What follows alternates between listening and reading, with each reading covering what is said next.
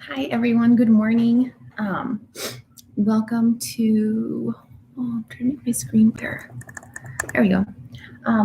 Welcome to episode 1 of my podcast.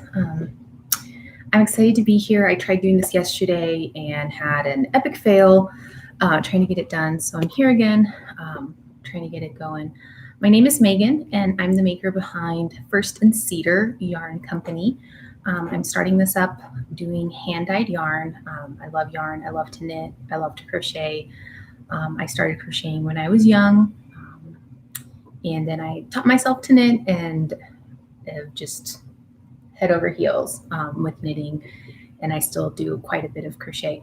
But I have started my own yarn dyeing business, and along with that, I have started this podcast. They kind of go hand in hand, and with this, we will not only be able to talk about the yarn that I'm making and working on and the collections and the colorways, but also talk about what I'm knitting, what I'm making. I'm just super excited to share all of that with you. So let's get down to it. Let's start with the yarn. So I'm starting off with 3 different bases that I'm going to be offering for you guys. They're some of my favorite bases. That's what they're made out of and how they are. The first one is a single ply fingering weight. I love single ply just because it's so silky, because it's just one. It doesn't have the 2 strands interweaving, 2 or 3, 4 strands, and it knits up absolutely beautifully. I have a shawl in a single ply, and it's one of my favorites. It's this dark, beautiful navy blue. Anyway, so this is my single ply yarn in fingering weight, which is just very fine. Absolutely love it. Very soft. It's made with 100% merino wool, and it comes 415 yards to 100 grams. So that's that one. And then my second base is a fingering 4-ply.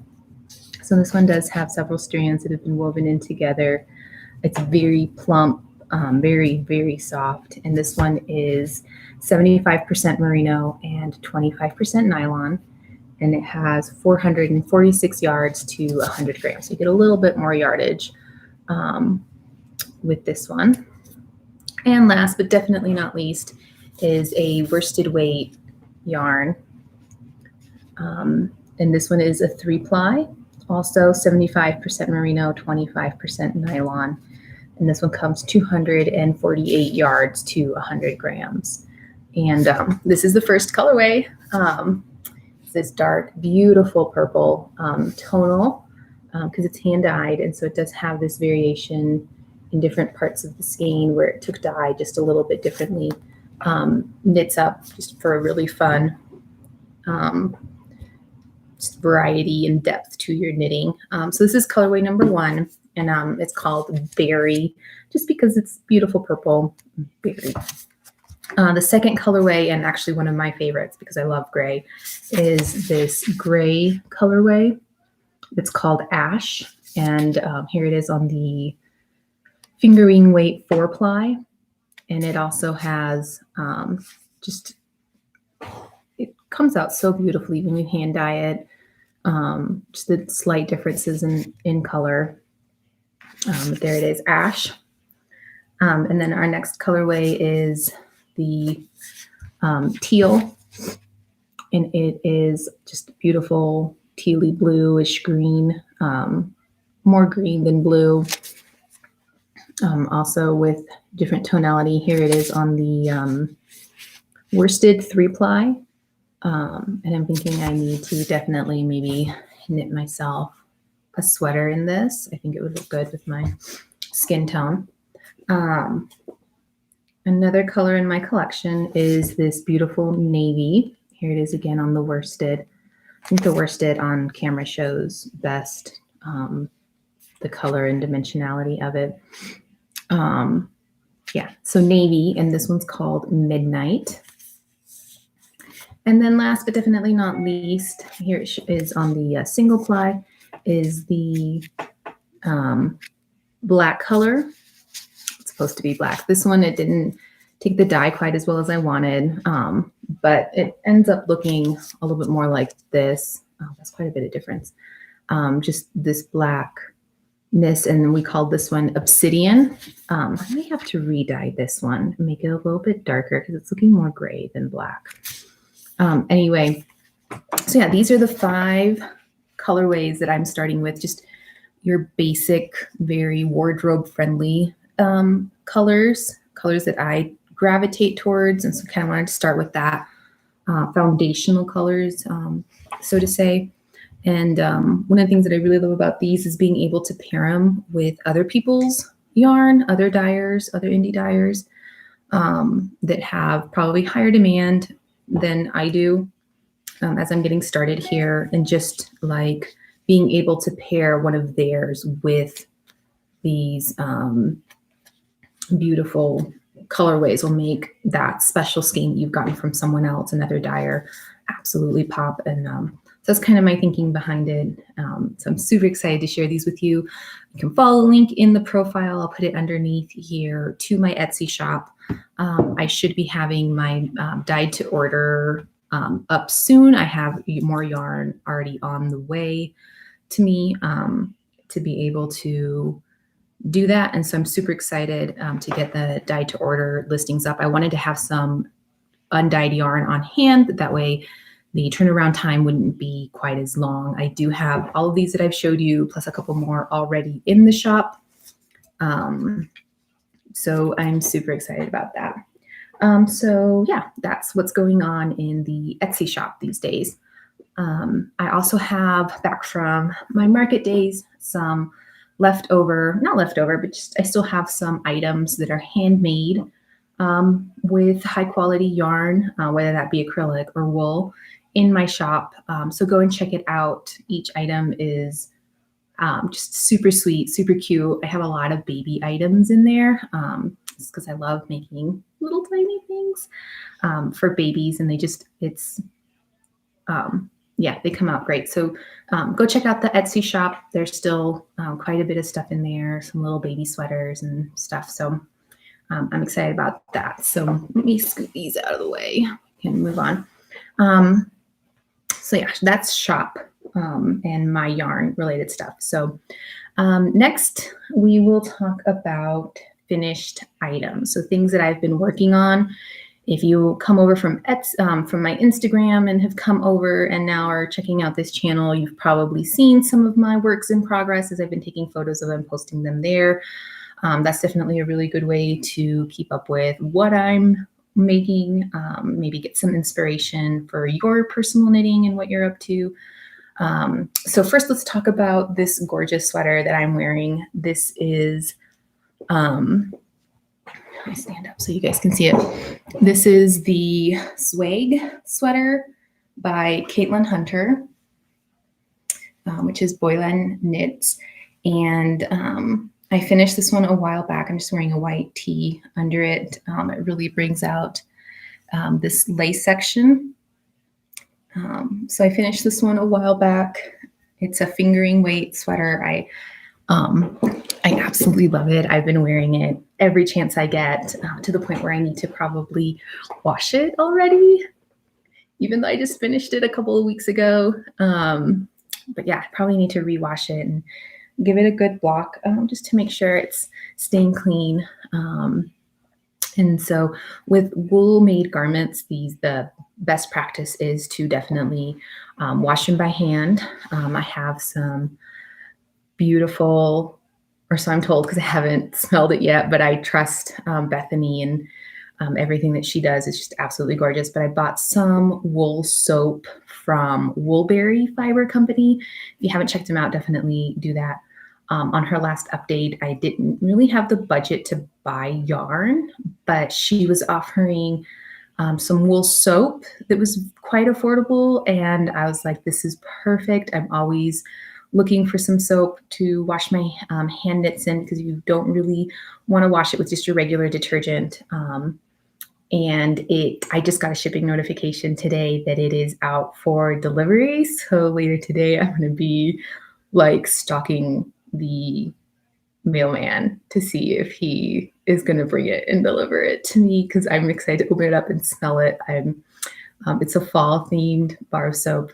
I think she probably still has some in her shop, so I'll link her as well. A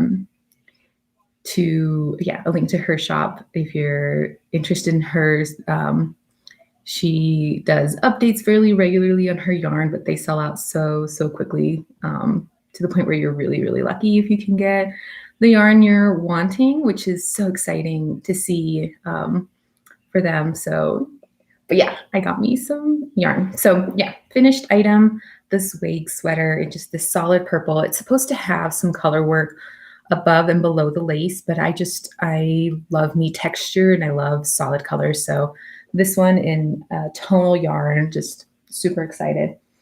Another item that I recently finished is this black sweater, and it might be hard to see it. Oh, there you go. It's not too bad.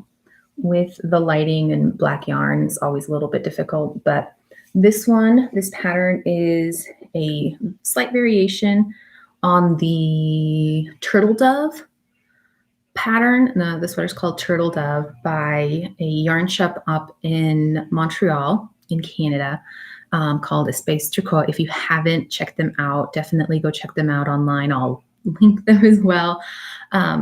They offer quite a few free patterns that are just absolutely gorgeous. I'll be talking about them again later, but yeah. And so I did a variation to this one. The way that it's designed, the raglan or the arm here, it's supposed to keep going, and it's supposed to be this super wide boxy sweater. And I didn't really want that. I didn't think I'd wear it that much in the winter. And it's a thick yarn, and I didn't want it, flapping in the breeze, I wanted it to be warm. So I cut off the raglan a little sooner than is indicated, and then did the body, just my average, body to go around me, and that stretches there at the bottom. And the pattern calls for 3/4 length sleeves, but I've listened to a lot of other people, and I actually made one previously, and I found that with the thicker yarn, I really did want a full length sleeve. So I did that. Did put the full length sleeve on it, and I had finished it, and then had tried it on and been wearing it and realized that it was just maybe a couple of inches too short on the torso. I don't have a super long torso, so I didn't think it'd be a big deal, but then I found that I wanted that extra warmth. So I undid it, and so now I've got some ends to weave in, but I added just maybe a couple of inches at the bottom. And so need to do that. And then a little heart button that I picked up, I think at Joann's. I forget, but just to kind of indicate that it's the front of the sweater. Cute little heart. It snowed last night, so I might change out of my swag if I go out and put this one on, because it's going to be perfect for chilly winter days. Now this one, the thing that I'm excited about is that I bought the yarn at Michael's, and it's not super expensive yarn. It's very budget friendly. It is the Heartland yarn by Lion Brand, and it's 100% acrylic. I'm not always for 100% acrylic. I really do love the wool, but sometimes you just don't have the money to buy the more expensive yarn. And so I was very pleasantly surprised at, first of all, the yardage that I got for each skein, and then just how soft it is, and it's knit up absolutely beautifully. So I'll have to wear it and maybe wash it a couple of times and see how the yarn holds up from that. But yeah, very budget friendly. I'm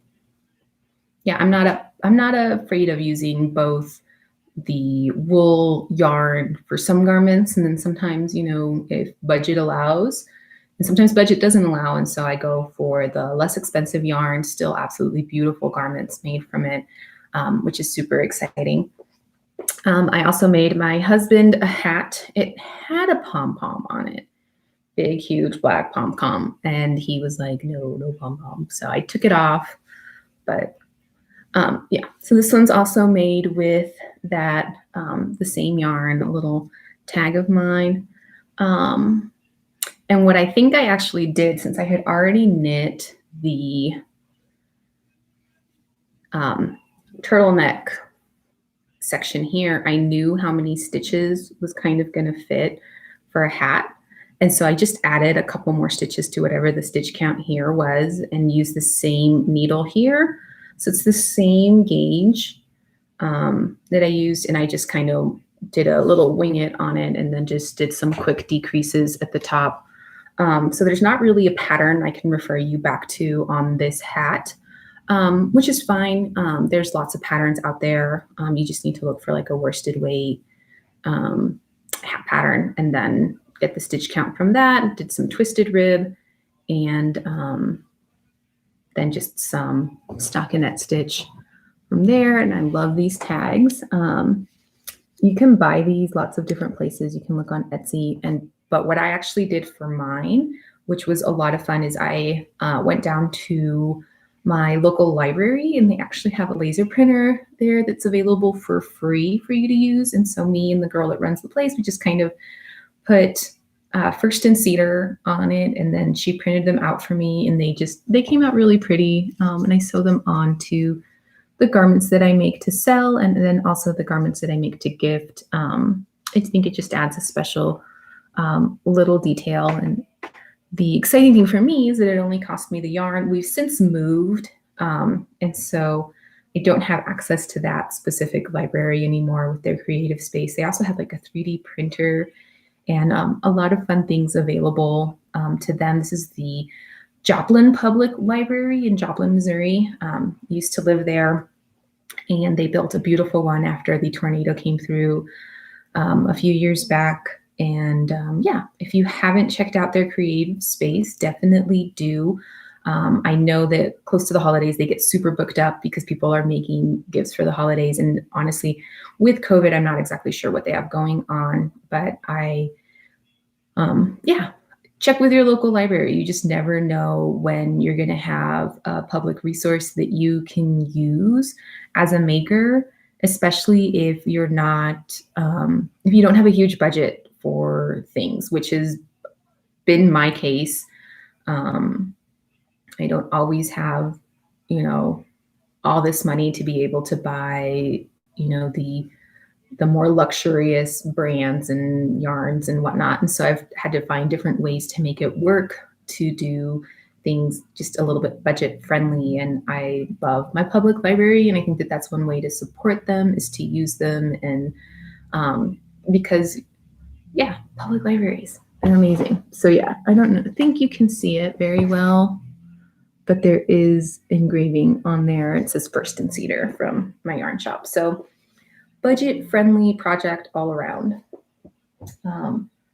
Also, another finished object that I have is another sweater. I've been knitting sweaters like crazy.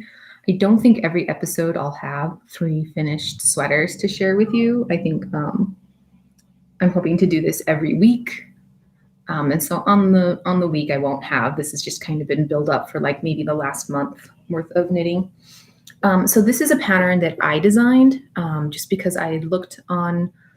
I looked on Ravelry, which is if you're not familiar, it's a pattern database. Also yarn, it's community, all things yarny, both crochet and knitting. So yeah, this one I designed myself. It's a raglan. That's what the things here are, and it's textured all over, and the texture makes it absolutely just a wonderful switch. I'm actually going to put it on for you guys so you guys can see what it looks like. And I always have to look to see what the front and the back is. I need to put just a little tag on the back side so I can easily look at it. There we go. Fix the color there. Untwist. So I'll stand up so you guys can see it again. Push my chair back. I'm super excited about this one. I just made it with some yarn I had laying around. It's a DK weight, and I think I'm going to re-knit it in actually my own yarn. So yeah, it's a scoop neck. So it comes down here with the construction. It brings it down in the front quite a bit. And it's got this hair out of the way, this raglan design down the side here that's just solid, and it kind of breaks up the texture that's happening. And the texture is squishy and just, I love texture. I love dimensionality in my knits. So yeah, and then I came down the sleeves with the texture as well, and then ended it with a 2x2 rib. I really wanted the rib to be a contrast to this delicate stitching that's down here. And I like to start my ribbing of my cuff about the middle of my arm here, just because it makes it extra warm. And I tend to pull my sleeves up a lot, and this makes it just kind of stay where I want it to be. As I'm working and doing stuff, I tend to push up my sleeves a lot. So this one I am thinking of naming the Cedar sweater, just after First and Cedar. It's my first design, and I'm going to need to write up the pattern. Not all the way done yet. I need to sew these little gap here. Didn't realize it, a little mistake I made there. Hopefully in the pattern it'll be fixed and you won't have to do much of that. But it also has this ribbing from the raglan. It comes down here and then it continues down to here. Then a 2x2 ribbing at the bottom. Super excited about the sweater, hoping to get it writ up, the instructions, and maybe get some test knitters, and we'll see if I can get this out to you guys. If you're interested, definitely leave a comment. If it's something that you would be interested in knitting, I can get that pattern written up.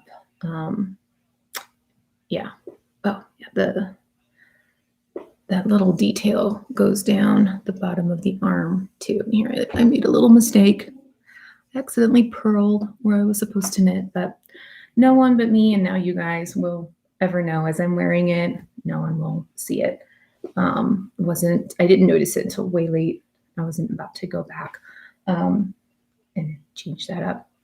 And then my last little finished item that I have is this mitt that I made with my own yarn, and I am super excited about how it came out. So this was if you came over from my Instagram, this was my mistake skein I was going for olive green, and it came out olive. And then since then, a friend of mine noted to me that olives sometimes are brown. And so I guess sometimes this brownie that this one used to be is what an olive color is supposed to be. It wasn't what I was going for. So I re-dyed it. I over-dyed it with black, and you can still see some of the olivey coming through on it. But this is the worsted one, and I love it. I've made one mitten. I need to make the other one. The pattern is a free pattern by Tin Can Knits. They're pattern designers. I think they're over on the East Coast in California or something, but they offer a lot of free patterns. And then this mitten one comes for all kinds of yarns and all weights. A simple little, anyway, absolutely gorgeous. Absolutely love it. I'm going to have enough leftover yarn from my one skein that I balled up to be able to maybe make my daughter some mittens. She's 4.5, almost 5.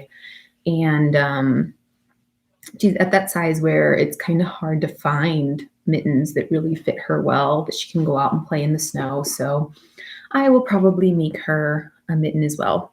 So hopefully I don't get second mitten-itis and never make the second one. And then I'll just have this one beautiful mitten lying around. I like this. It's versatile, can go on either hand.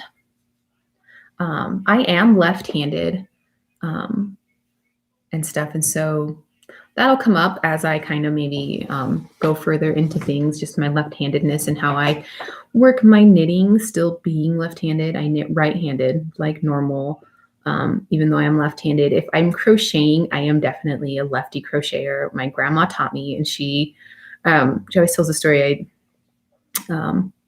when she was teaching me, she was just kind of like, how am I going to teach this little left-handed girl how to crochet? I can't sit next to her and show her how to do it. And so what we actually ended up doing is we ended up, and she told me later, I don't remember this because I was little, she decided that she was going to sit facing. But yeah, challenges of a lefty here. Lefty. But it is what it is. And I'm very, very grateful to my grandmother for having taught me to crochet.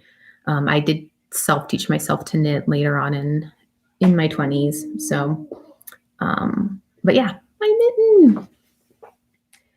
So those are finished items. Now I'm going to talk a little bit about my whips, or as people call them, works in progress. The first one was a late night cast on. I had finished this one. It was drying. I had wet blocked it to set the stitches, especially with a lot of design. I really wanted to wet block it before I really wore it. And so I made myself do that right away. Sometimes when I finish knitting, I get lazy and I don't wet block my stuff right away. It happens because sometimes when you wet block things, they tend to grow. The wet wool, the loops that you've made with the knitting, they kind of set a little tighter. Lace opens up, so you can see all that. So if my gauge has been off, if I wet block it, if it fits perfectly not blocked, then I block it, and it usually ends up being too big. But this one I knew I had to do that just to kind of set the stitches, and it was a little bit tight on me, a little bit snug as I was making it and trying it on. So I knew it would be perfect once I did it. So that was just kind of laying flat, drying on a towel. And so I had to cast something new on. So I started same construction as this one. So this is basically the back. But instead of this texture, I was going to do some twisted rib coming down. So it would create stripes with texture stripes within the knitting. My only problem there is that here at the beginning, before I join it in the round, I have to go back and forth. And so when you're going back, the twisted stitch, then it's a knit, but on the back side, it's purl. And I had to figure out how to do the twisted purl,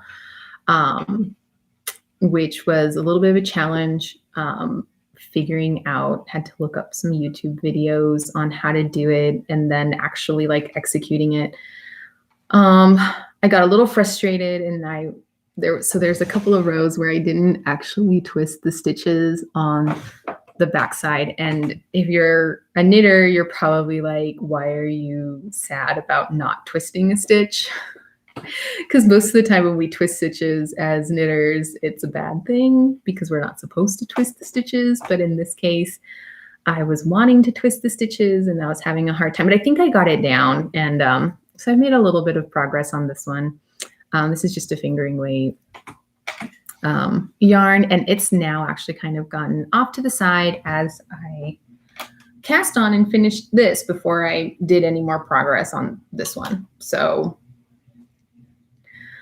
just because I was excited to knit with my own hand-dyed yarn. I was super, super excited to do that. So that's, whip number one. I'll come back to it once I'm done. Maybe it'll be my reward for finishing my second mitten and actually completing the pair of mittens. So whip number two. Move this here. Whip number two is actually another. I love patterns. I made this wig. My only thing is that my creative energy sometimes doesn't allow me to stick 100% to what the pattern maker has it at. I'm always deviating from whatever the pattern is intended. So if it's long sleeve, I'll make it short sleeve. If it's supposed to have some color work, I'm going to make it all solid. That's just kind of how I roll on some things. It's very, very rare that I actually make a pattern to the T how the pattern writer intended it to be. I'm not improving on it. I can't help myself. I always change it just a little bit. So Anyway, this one, another thing that I kind of started working on, and I'm in love with these colors of the yarn. The yarn is actually by another hand-dyed yarn company. I'll link them to Blush Fiber Company. They're down in Texas. And she had a sale not too long ago on yarn. And so I jumped on that and I got some yarn. And it's this beautiful coppery pink and then her silver. And I set my new yarn out, like when I get new acquisitions to my stash, I set it out and I just like have it within view and I'll look at it and look at it and look at it. And this one reminded me of a pattern by Mohair. She's a knitwear designer based in Argentina. Absolutely love her designs. They're very classic, very clean. And so she designed a sock, actually, a sock pattern called Dreaming of Paris. She did these while she was in lockdown in Argentina. They were very, very strict on their lockdown because of COVID. And so she designed this beautiful sock pattern called Dreaming of Paris, just kind of as an inspiration to when we get to travel and go places again. And it's just delicate and feminine, and I really, really liked it. And I messaged once it was released, and I put a message on there on Ravelry on the release, and I was like, this needs to be a sweater. And of course, you know, I did hear back from them, and they're like, oh my gosh, that'd be a great idea. So I turned it into a sweater. So it had solid ribbing in the one color at the top, and then I took the lace design, and since it's knit in a bigger needle, it comes out a little bit bigger, but added that there. And then she has this striping then on the sock until you get to the toe, and then you can do the toe again in this solid color. And so I decided that then I would do that. This got put in timeout after knitting all of this because I was looking at it from far away, and the stripes, because they're so tiny, I did this with helical knitting. It's just 1, 1, 1, 1, 1. It switches between the two. From far away, you can't see it. And so the idea was to like blow up the pattern so you could see the detail and everything that went into the sock. And the sock, you can see it clearly. My sample sock I knit with like a black and a cream, and so that's very high contrast. You can definitely see each little stripe. With these, the contrast is lower, and so it's in timeout until I'm probably gonna go back to here and do like maybe 2 to 3 rows of each color to make the stripes instead of doing just 1 by 1. So a lot of work done on this one. It's gonna be just beautiful, but I do think, excuse me, I do think the stripes down here need to be thicker. So it's been kind of in the, I call it my wall of whips. I just kind of hang it up, and so I can sometimes look at it from far away, digest a little bit what I'm working on. And yeah, this one got put there, and it's been there ever since because I do need to rip it back and then continue on with thicker stripes at the bottom.